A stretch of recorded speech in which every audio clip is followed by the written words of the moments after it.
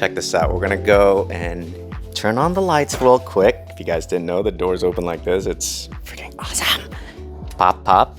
I swapped out the headlights and all of the LEDs to the retrofit source LEDs, and dude, it's freaking bright.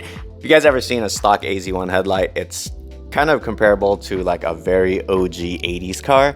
It's so dim and yellow, it doesn't even look good. And I got LEDs right here as well. And then I just need to swap out the middle light, those fog lights, because I actually don't know if those are replaceable, but they don't look that good. So turn on the hazards right here. You can see how vibrant these ambers are.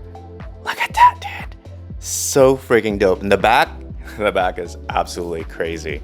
Way brighter. I would say like 400% brighter than the factory AZ1. If you guys have ever seen AZ1 taillights, they're not this bright typically.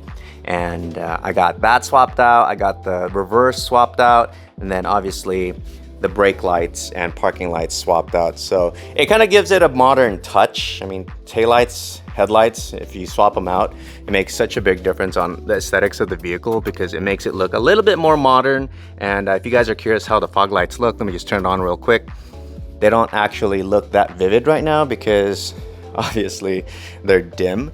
Look how dim those guys are. All right, so I need to figure out what size bulb that is and then swap it out for SEMA. But I'm pretty happy with the way these things look. Now again, if you guys are looking for LEDs for your cars, just go to theretrofitsource.com and you can type in the year, make, model of your car and find out which bulb sizes you need. They give you so many choices, it's not even funny, but I always go with the most expensive ones because, I mean, they're super bright.